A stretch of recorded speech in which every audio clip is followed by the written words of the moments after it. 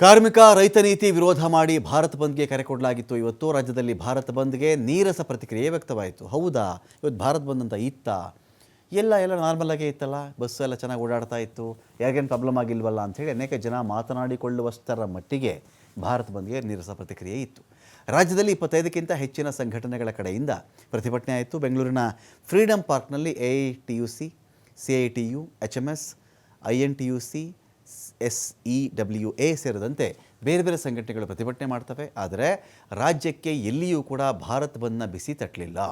ಶಾಲಾ college open ಇತ್ತು, metro ಓಡಾಡ್ತಾ ಇತ್ತು, ಬಸ್ ಸಂಚಾರ ಎಂದಿನಂತೆ ಇತ್ತು, ಖಾಸಗಿ ಕಂಪನಿಗಳು ಎಂದಿನಂತೆ ಕೆಲಸ ಮಾಡ್ತಾ ಇದ್ದವು. ಪಶ್ಚಿಮ ಬಂಗಾಳದಲ್ಲಿ ಹಿಂಸಾಚಾರ, ಕೇರಳದಲ್ಲಿ ಯಶಸ್ವಿಯಾಗಿತ್ತು ಈ ಒಂದು ಪ್ರತಿಭಟನೆ. ಜಾರ್ಖಂಡ್ನಲ್ಲಿ ಕಲ್ಲಿದ್ದಲು ಗಣಿಗಾರಿಕೆಗೆ ಧಕ್ಕೆ ಬಂದಿತ್ತು. ಬ್ಯಾಂಕಿಂಗ್, ಸಾರ್ವಜನಿಕ ಚಟುವಟಿಕೆಗಳಲ್ಲಿ ಸ್ವಲ್ಪ ವ್ಯತ್ಯಯ ಆಗಿದ್ದು ನಿಜ.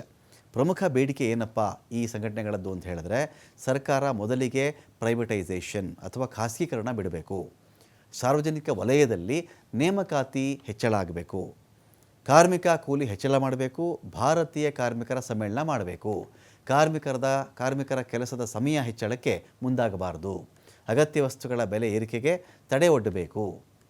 ಏನಿತ್ತು ಏನಿರಲಿಲ್ಲ ಇದನ್ನು ನೋಡಿದ್ರೆ ನೋಡಿ, ಕೈಗಾರಿಕೆಗಳು ಬಹುತೇಕ ಬಂದಾಗಿದ್ವು. ಕೆಲ ಬ್ಯಾಂಕ್ಗಳಲ್ಲಿ ಸೇವೆ ವ್ಯತ್ಯಯ ಆಗಿದ್ದು ನಿಜ. ಎಲ್ಲ ಬ್ಯಾಂಕ್ಗಳು ಕ್ಲೋಸ್ ಇರಲಿಲ್ಲ.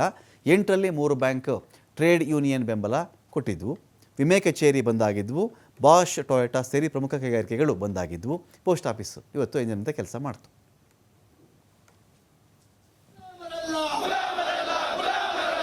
ಕಾರ್ಮಿಕರೇ